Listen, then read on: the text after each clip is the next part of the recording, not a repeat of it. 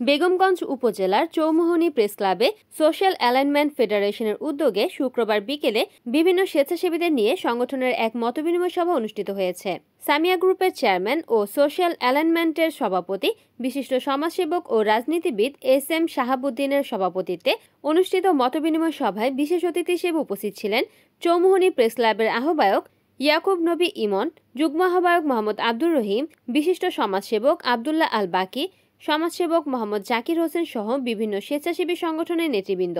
উক্ত সভায় বিভিন্ন বিষয় নিয়ে আলোচনা হয়। তার মধ্যে অন্যতম বিষয়গুলো হচ্ছে বেগমগঞ্জ উপজেলা নির্বাহী কর্মকর্তার বিরুদ্ধে অপপ্রচার ও ষড়যন্ত্রের বিরুদ্ধে সোচ্চার হওয়া, নোয়াখালী বিভাগ বাস্তবায়নে ঢাকাসহ সকল জায়গায় কর্মসূচিকে সফল করা ও চৌমুহনীকে যানজটমুক্ত করতে বিভিন্ন কর্মসূচি হাতে নেওয়া নিয়ে মতবিনিময় করেন।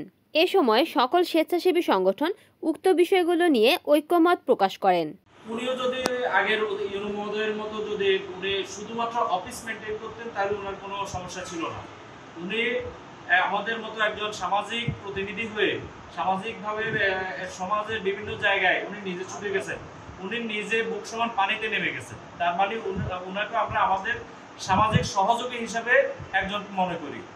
তো সেই হিসাবে আমরা উনাকে সর্বোচ্চ বেগমগঞ্জবাসীর পক্ষ থেকে সম্মান দেওয়ার চেষ্টা করেছি। আমি মনে করি এতে করে আমরাও সম্মানিত, যেহেতু উনার কাজের আমরা একটা মূল্যায়ন করেছি। উনি আমাদের বেগমগঞ্জে যে উন্নয়ন কর্মকাণ্ডগুলো এখনো চালিয়ে যাচ্ছেন। আমরা বাংলাদেশের অতি প্রাচীন এই জেলা, আমরা সবচেয়ে বড় জেলা, 5টা জেলার একটা জেলা হচ্ছে নোয়াখালী জেলা। এই নোয়াখালী জেলা সময়ের দাবি, নোয়াখালীর প্রশাসনিক অবকাঠামো তৈরি করা দরকার।